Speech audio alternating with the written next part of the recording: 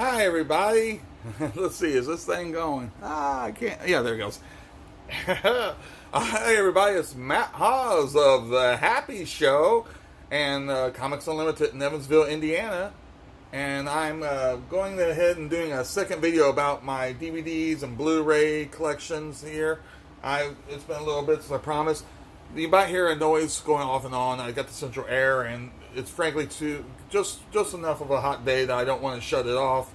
So I hope that isn't overbearing while I make the video.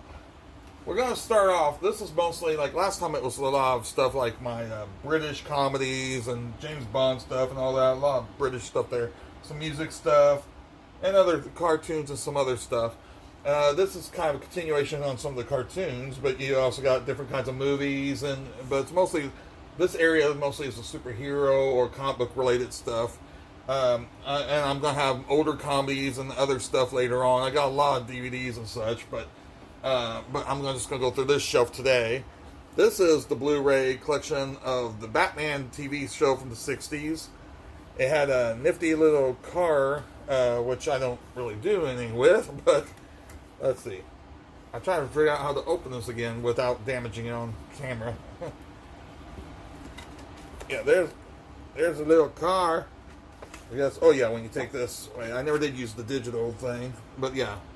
And then you got a card. You know, the card. I think that's the whole card set, if I remember correctly. A reproduction of the original '60s card sets that came out around the time of the release of the TV series. Now I'll go ahead and put this back. But this is a nice little package, and we Batman fans, even if you don't really care for the take that the '60s series did with camp, most Batman fans still wanted the collection because it was, for most of us, it's like one of our earliest exposures, if not the first. I can't remember if it was my first or if a cartoon like Super Friends or something or a comic book itself was my first exposure to Batman, but it certainly was amongst the earliest. I'm not old enough to have seen it during the first run, but one of the early reruns during the 70s and such. Would have been a period where I would have seen it, and of course, they said the brilliance of the series was that adults appreciate on a different level with the kids, and that's true because kids more or less took it as face value and it usually presented itself since it was played straight for the most part. It presented itself as an action thing. So it wasn't until you get older that you realize, how campy it is and stuff. But at the same time, that was intentional, and I appreciate it on its own level. My own beef with the series was that's what the general public was exposed to. Many of the people for the first time on Batman, so they figured that's how Batman was supposed to be. And even though he was more lighthearted and a bit sillier in the 60s, even before that series came out, the comic books weren't like the darkest, most serious things at that point in time. They did start out more pulpy beginnings.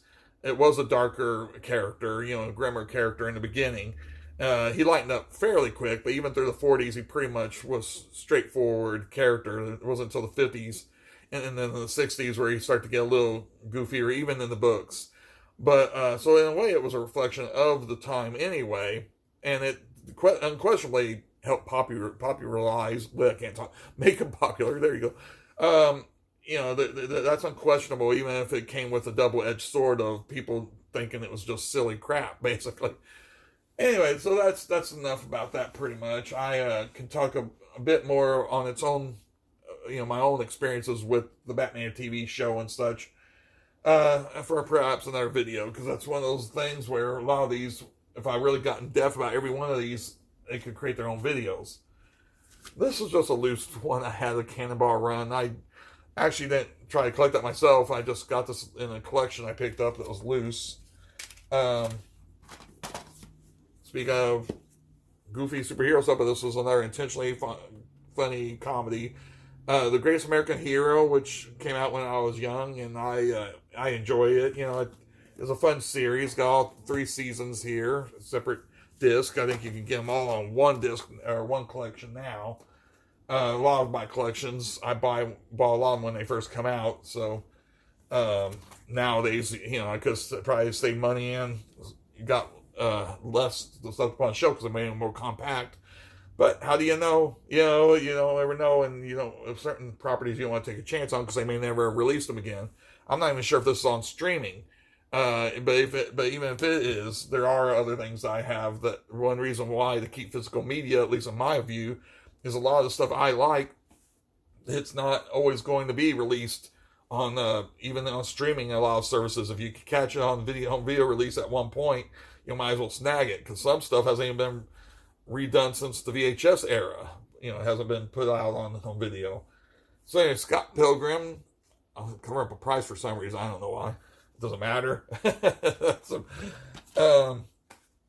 Hellboy 2, which I kind of like in an artistic way more than the first one, even though story-wise the first one was better. I haven't seen the other Hellboy movie that came out that wasn't directed by Del Toro.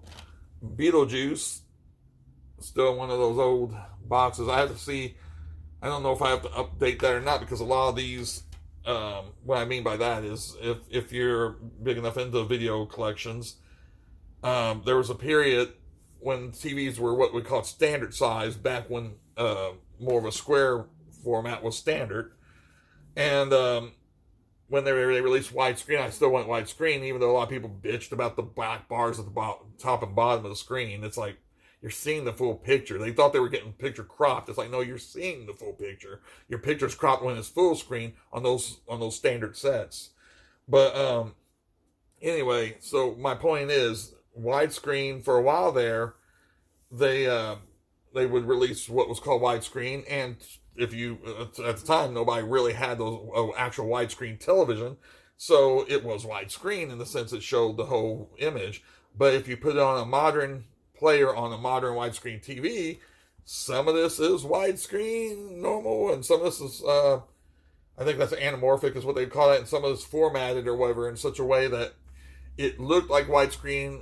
It was formatted to be widescreen on a square TV, but because it was only thought to be projected on a square TV, old screen, you get these black bars now on the sides and on the top, because those black bars on the top on some of these formats is permanent. I don't know if this is one of them. Presented widescreen, it doesn't. I don't know if it's anamorphic or not, but anamorphic, if I've got that correct, the anamorphic one, even on an older DVD like that, will still fit a modern widescreen TV if it says widescreen. If it doesn't, you may have to replace it if you want your if you don't have what they call the window box effect, where there's a black bars not only on the top and bottom but on the sides, because it's trying to fit that widescreen, the TV nowadays. Anyway, that's enough about that. I'm not going to get this done if I stop and give you a little history lessons on every damn thing. But I mean, of course, the whole point of this, like, there's a sixth sense.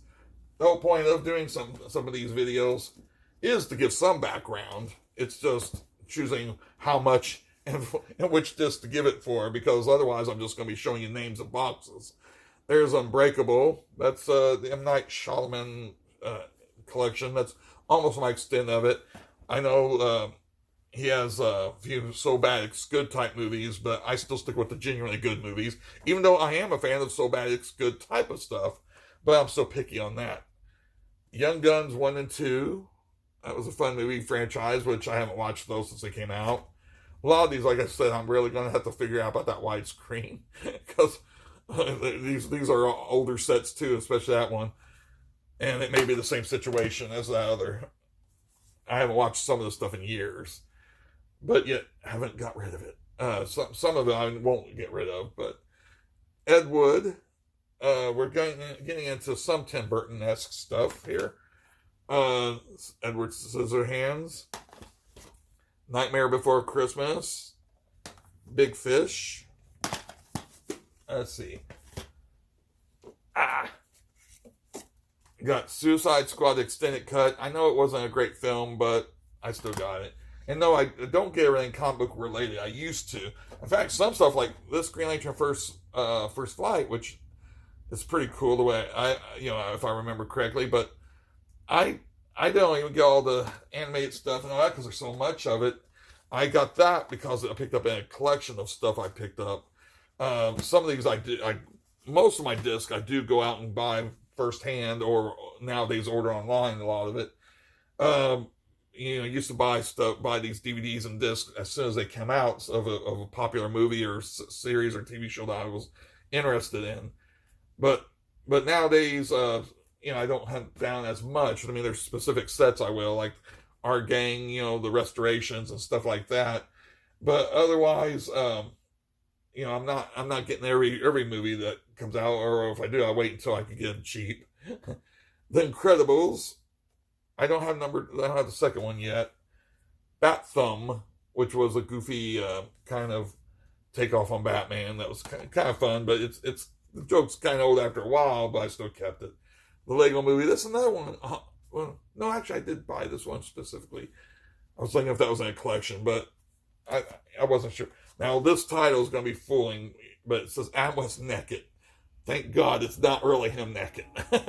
It's just interviews with him and such, where he talks about the Batman series and also has some home footage of him. Back clips, which is just one of these things that back in 1989, when the first Batman movie, first full-length motion picture Batman movie that wasn't connected to the TV show in the 60s, came out, they were putting out on VHS a lot of clips of what was in either public domain or whatever, clips from that's relating to Batman and to the 60s show. Because at that point, the 60s show was predominantly the only thing that was really out there in other media, except for cartoons. And so this, basically, my point is, this DVD here is that only in DVD form. It's basically the same kind of stuff that they were releasing back in '89 when they were releasing Inning with a bat on it. I don't know how many people who are too young to remember or realize, but Batman, that movie really was a big thing in 1989. You couldn't almost turn on the TV set without seeing somebody, sporting a Batman T-shirt or something. And this was back in an era where you did not see people on TV usually sporting comic book related shirts, unless it was central to a story or whatever. There was what's the one with Urkel, Family Matters or something? If I got that wrong, forgive me, but the one with Urkel on it, one of the cast members, the brother of the household, he was wearing a Batman shirt at the time, and honestly, nowadays it's nothing. Nobody would think anything of it, but it was like, oh my God, he's wearing a Batman shirt, and it sounds funny, but that is a sign of how big Batman had gotten there in 1989. When they were promoting the movies. So when you hear people say it was a big thing, a big year of the Bat, and if you weren't there because you weren't alive or just not old enough to remember it, and you think that's bull, no, it was a big thing. Clash of the Titans, The Usual Suspects, Road to Perdition. This is a comic book related movie, by the way, people. I thought I should point this out because there's some of these movies here that I have that people don't realize are comic book related. That's actually based off a graphic novel, which is a hoity-toity way of saying a comic book. I am a huge fan, obviously, of comic books. I make my living selling comic books. And I kind of have a problem with graphic novel. Was honestly originally a format. It was it was like a magazine's original material, magazine-sized comic book is what it was, and they call it graphic novel. That was the name of the format. That wasn't a substitute for the word comic book, but people who are embarrassed to say they read comic books say they read graphic novels. I'm not embarrassed to read any of it, okay? And I don't have to hide behind it. I wear it like a badge of pride. It's a comic book. It's a comic book. And people say, well, it ain't funny. It can't be a comic book if it ain't funny. It's like, boo. It's like a comic book, just like motion pictures, it's just a description or whatever. Because of its origins, collecting comic strips and sort of thing. It's a comic book. Anyway, again, I could go off on a million different subjects here, but and speaking of History of Violence, another one that's based off a graphic novel, a comic book. The Green Mile, and Shawshank Redemption, two of the really cool Stephen King type movies that are not horror films. Eternal Sunshine of the Spotless Mind are actually a good movie there.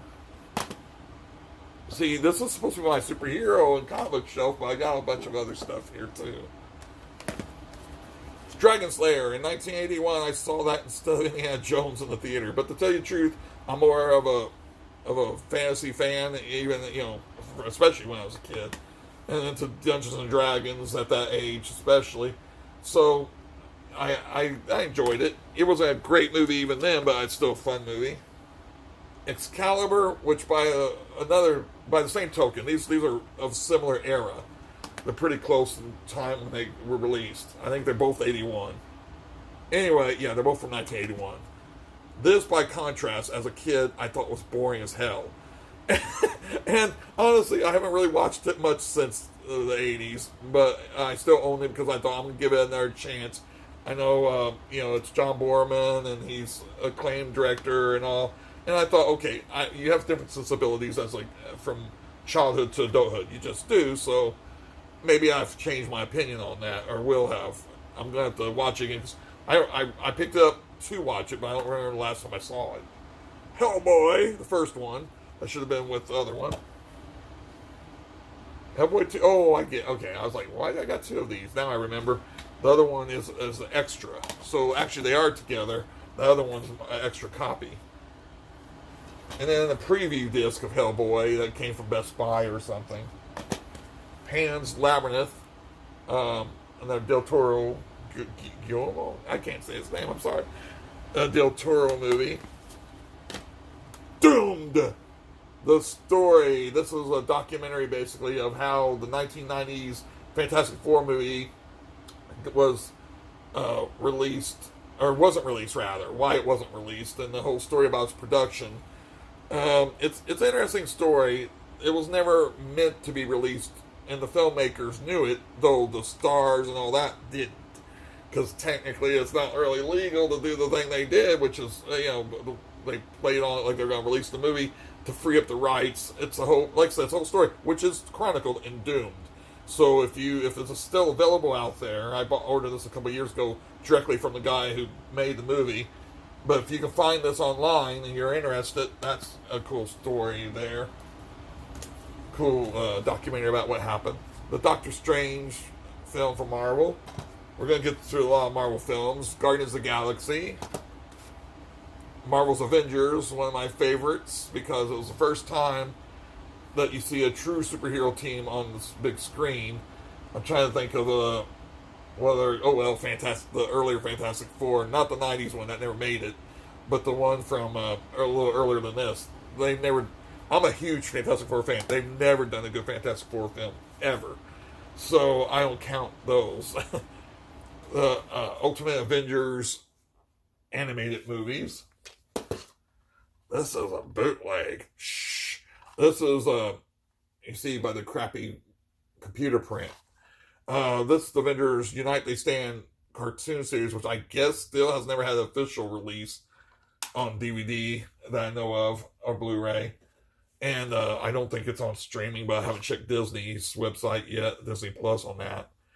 The Captain America Death Too Soon? When did they name it Death Too Soon? Anyway, these are 1970s TV movies. They're hokey and all that crap. And he wears a motorcycle helmet and has a plexiglass shield. But it's what I grew up on. And in fact, I'm going to mention something about that here in a second. I don't know if the Spider-Man, if I should go ahead and mention it now, or if I should mention it when I get to the Spider-Man disc, where I have them stored away. I'll see if I'll come back to this. That's what I'm going to say. But anyway, you got Christopher Lee, so there's a bonus at least. Captain America Civil War and Captain America Winter Soldier. Believe it or not, I don't have all of the Marvel films on either DVD or Blu-ray. I hope to eventually, but I'm First Avenger.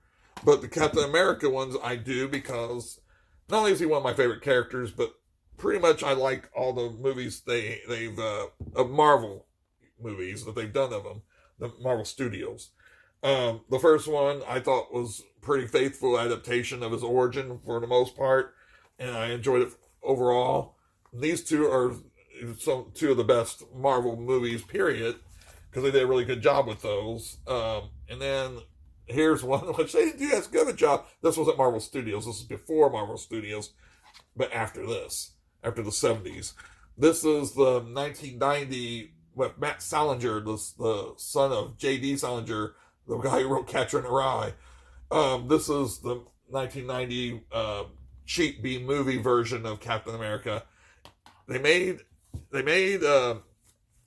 Red Skull Italian because I guess we didn't want to offend the Germans who really were the Nazis, so we decided we're going to offend the Italians who were admittedly fascist at the time, and they were working with the Nazis, but still, I never understood why did you change that. But anyway, whatever, they did what they did. New special edition Batman the movie. This 1960s Batman movie. Don't let this art fool you, because it will fool you if you go by this artwork.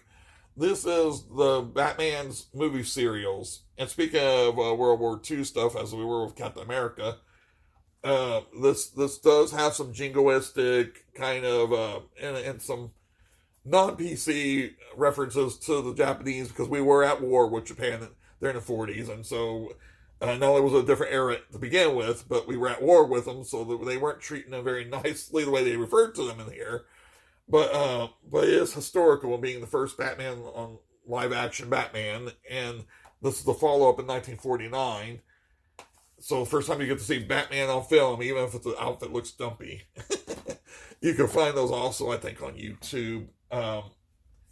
This is the Batman anthology. This is all the Batman films from Burton to Schumacher from the 80s and 90s. The Dark Knight trilogy. So this is that, the Dark Knight trilogy. These are the Batman animated series. I got those. Perhaps one of the best, if not the best, action adventure type cartoons to be on television. Oh, excuse the camera there. And it was quality back in the 90s, and I think it still holds up. I haven't watched a lot of it recently, but I've watched some of it here and there, and like I said, it still holds up. It's still some of the best, and it's groundbreaking for its own reason. It's trying to respect the past by kind of being inspired by the Max Fleischer Superman cartoons of the 40s and stuff, but also it had elements because of being product of the times of the Tim Burton Batman, but they also managed to put their own spin on it and still keep it true to the comics in a lot of ways. Anyway, you got other Batman related series. Some of those relate to the Bruce Tim Paul Dini series, which is the 90s series there. And then you got some of the other later Batman animated stuff, and then its own DC Direct Batman stuff. The Dark Knight Returns Part 1 and Parts 2 apart from each other. That's not right. Okay. Then we got Superhero Origins. That is Batman, Batman Robin, and The Shadow, which is a collection of those 40s serials. I forgot I had this. This is still shrink wrap. I don't know why I'm worried about that, unless I just want to compare the prints and see if they edited anything out over the years. Okay. V for Vendetta. Yes, it's comic book related. If you weren't aware, Alan Moore is based on Alan Moore's comic book with how can I go blank on his name? Dave, the artist. Anyway, I'm going blank on his name. David Lloyd. But this is based off their series from the 80s. Alan Moore's name's not on here because Alan Moore is a hissy fitter who just, he doesn't like it when, here I'm going on a tangent again. Alan Moore doesn't like it when people take his stuff and make changes. I'd like things to be as faithful as possible too. So I would like, and it ain't just his property. He's talking about Watchmen and anything else, that he put to comic book that they turned into film. From Hell, other stuff he's done. And he seems to be pretty particular about how his stuff's handled, which is fine. That's understandable. I'd like it a lot more if he wasn't hypocritical about it, because he's taken a lot of other people's properties and done his own spin on, which is fine, creative and stuff, but he's done to them what these people have done to his work, only in a way worse, because he took like Dorothy and Alice from Alice in Wonderland, and I'm trying to think who else, and he made an X-rated comic book of them.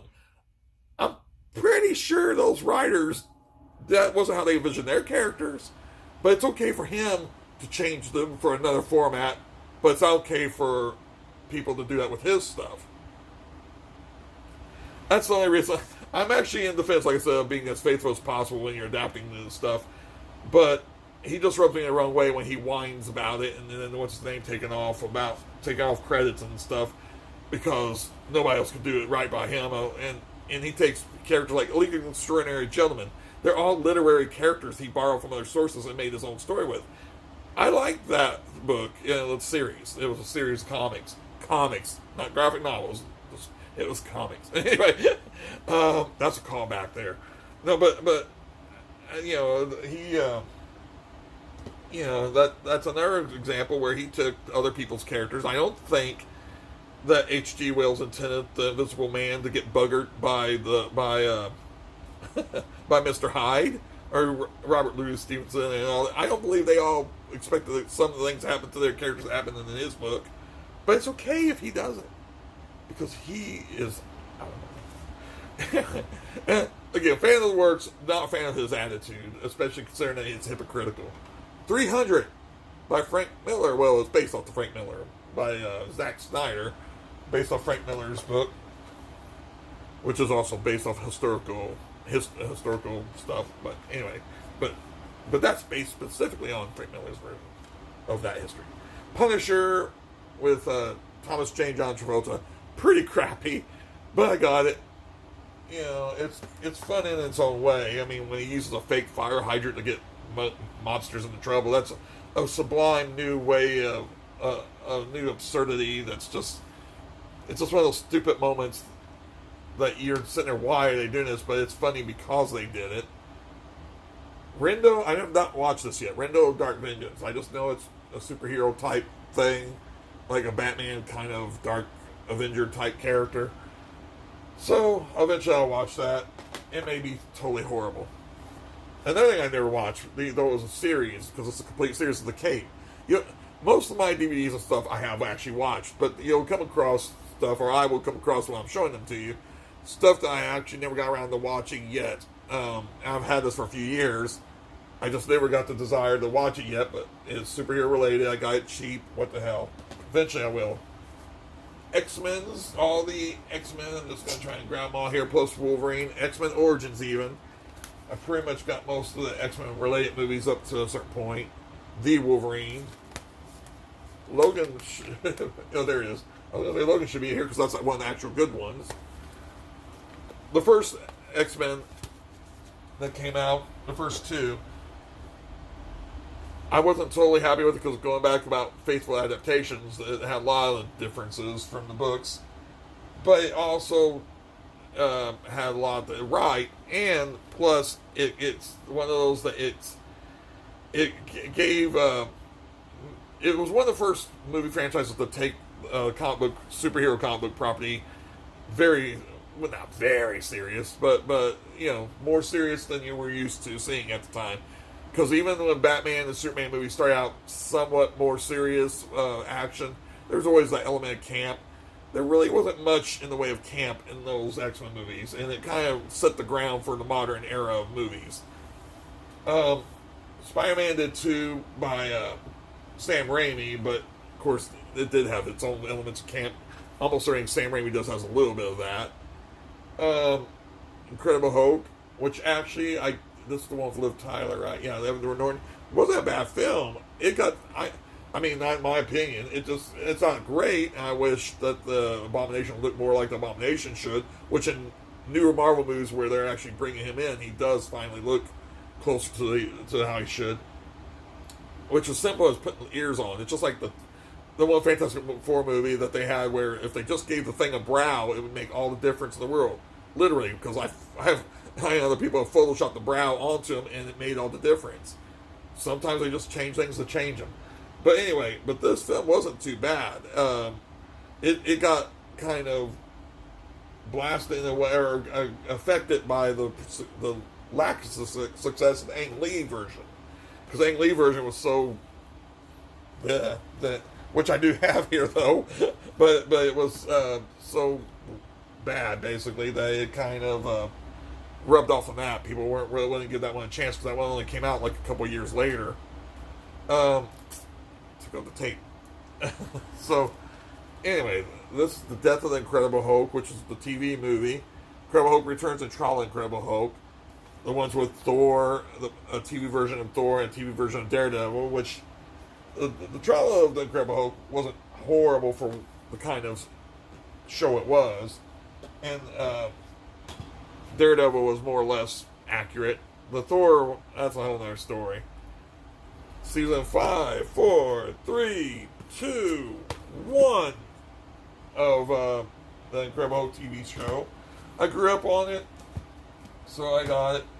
And it wasn't a horrible series. It was actually decent for the era that it was in, and for the kind of show it was decent. But the thing about it was, even as a kid, I recognized the formula of you set up the new scenario for Bruce. I was going to say Bruce Banner, David Banner. They changed the name for the series. For David Banner, you set up his scenario in the first few minutes of the show. Then you get a little bit of action in the first 15 minutes. You see the first hoax change. Then you go to another story, which usually him helping out somebody, and some talent he come across on his pilgrimage. Oh, there goes my light. Excuse me. Hopefully the battery ain't already ran out of this damn thing. Okay, well anyway, I think there's enough light to continue this with. But going back to the Hulk, so whenever he was on the run, he was a fugitive of sorts on the run, and if you've ever watched the show, in fact, it's kind of based off the Fugitive, and the show's based off the Incredible Hulk comic book, but the way they decided to handle the series was based off the Fugitive, where a guy's on the run and being chased after by a lawman, or in this case, it wasn't a lawman, it was an investigative reporter, Jack, whatever his name was. So what was I saying? So anyway, so you had the Hulk first 15 minutes into it, and then 15 minutes before it ended, you had the Hulk, because the last few minutes after that, they wrapped up the storyline. It was just a pat formula for most all the episodes. And that's true, honestly, in fairness, of 1970s and 80s TV, and prior to that, too. Shows in general, they were really pat formulas a lot of times, but as a kid, that kind of, that got tiring, even though I watched it because it was the only thing we had, which is going to, I'm going to explain more when we get to Spider-Man here. But one other thing I will say about that, though, is when I first saw it as a kid, it bothered the hell out of me because the pilot episode, which wasn't a pat formula, because it was a pat because it was the formula episode, so they were setting up the character and everything, and that's before they got into their formula. That's more like a TV movie the way they did it.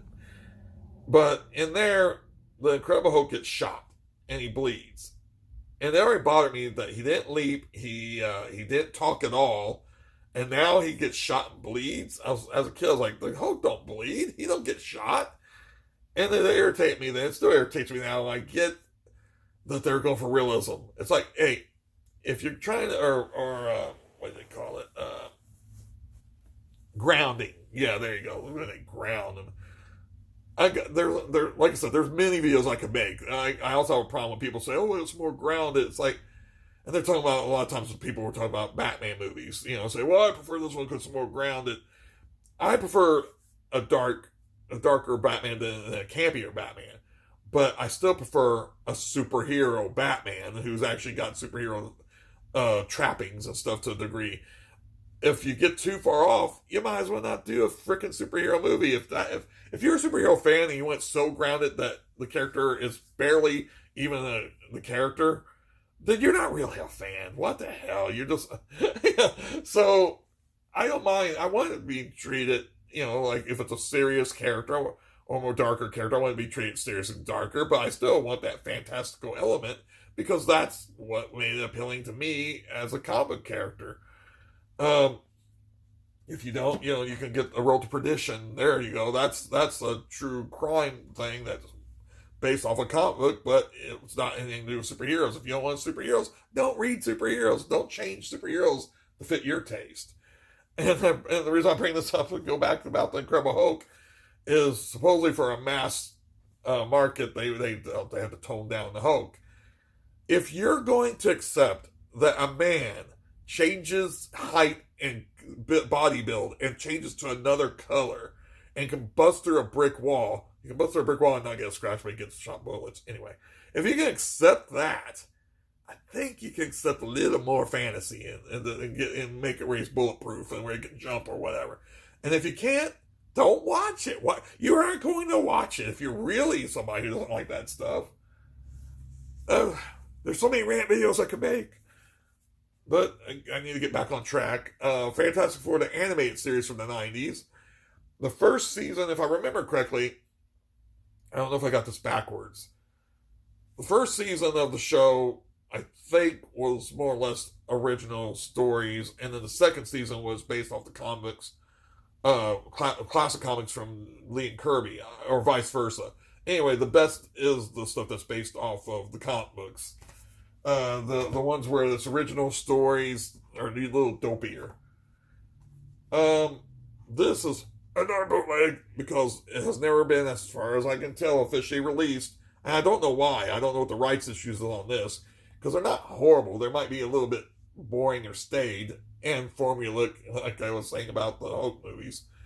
But still, it's Spider-Man. It's his first actual live-action series that's not his first live-action appearance. That's in America, Electric Company. I think he appeared maybe, was it earlier than that or later than that, in some Turkish knockoff Batman. But somebody dressed up in a Spider-Man-like outfit. But this is the first actual live-action series dedicated to Spider-Man. And it's got Nicholas Hammond, who was in The Sound of Music as one of the kids. And it wasn't a bad show for its time. I mean, it's hokey and stuff. Not camp. It wasn't strictly speaking really camp, but it's got that 1970s hokiness to it that even their more straight drama and straight action TV series had because of the period. And it feels like just a 70s action drama with Spider-Man thrown in every so often. But he shot rope though instead of web. But the thing about me as a kid is, if you can see it there, is Spider-Man having his web shooter on the outside of his outfit in the belt. I don't know if that's another one of those grounded things where they just thought, well, it'd be more realistic if you could see it on the outside. The guy climbs on walls. He climbs on freaking walls and was bit by a spider and given powers, and you're worried about saying that the cartridges are tiny enough to go underneath the outfit. The things people worry about whenever they try to justify changing stuff. Anyway, when I ran my shop, sometime in the late 90s, early 2000s, probably early 2000s, I had a kid who was a bit younger than me. At that point, I was just, 30s or maybe 40s. And this kid come in there, and when I say kid, he's in his 20s. I had a thing behind me, a collage of different characters and stuff, from TV shows and movies that were based off comics that I put together. And then it had the picture of this version of Spider-Man. My camera just told me I'm running out of space here. So the kid was like laughing about how corny it was. And I said, let me let you in on a secret. Even back then, we knew it was corny or not that great, but it's all we had. And that's the same with a lot of this other stuff. Comic books weren't being treated as serious properties back in those days by Hollywood, so most of them were really dopey and stupid. But it's all we had, so we accepted it. Anyway, I'm running out. There's Spider-Man films here and then Iron Man films, so I'll let you know what's on the top of the shelf there. And the rest of it, I'll get to in another video. Not only am I running out of time here, but my videos, space on my camera is running out. So that's it for now. Yay!